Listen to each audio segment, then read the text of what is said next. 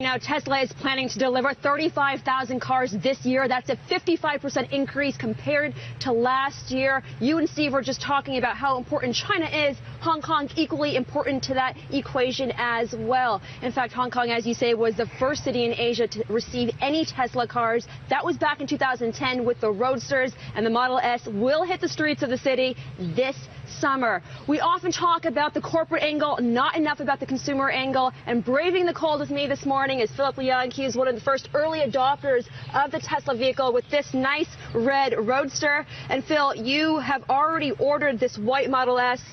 Why the upgrade? Simply put, I purchased the Roadster primarily because it was an electric vehicle. And now that I've got a lovely wife and 2 kids, I just can't fit all of them into my Roadster at the same time. Yeah, not a fun experience, but there's more room in that car, you say, for your family. Absolutely. Not only does it have 5 seats and optional 2 more, but it also has 2 trunks. Trunk and what we call a frunk, which is the front of the vehicle. Okay. So what would you say are the disadvantages you think of owning something like this? I would pretty much say that in Hong Kong particularly, it's close to zero. I find owning an electric vehicle much more convenient than owning a combustion vehicle. I mean, for one, I never have to line up to go get gas, and there's pretty much charging points everywhere around Hong Kong. So all I have to do is go and plug in my car and get a charge, which isn't very often given that our average drive in Hong Kong is roughly around 10-20 kilometers. And these cars have a few hundred kilometers worth of range. Okay, so describe to us a typical day. How often do you drive? How often do you charge? A typical day, wake up in the morning, get in my Roadster. I don't even charge it at home. It's just inconvenient to ask my building and put it in a socket.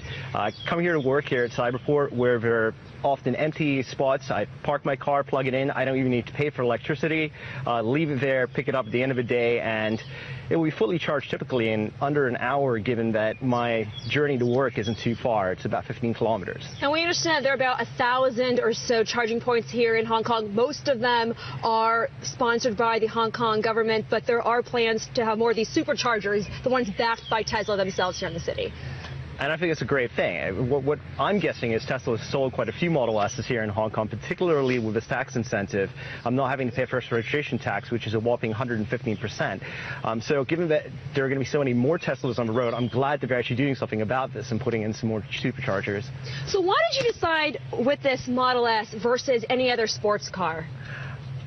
Well, I really needed a family car, and as I said, I really wanted an electric vehicle and one without compromise. And if I looked at the other electric vehicles, say the BMW i3, or if I look at the Nissan Leaf, they all have their compromises, starting with the fact of range.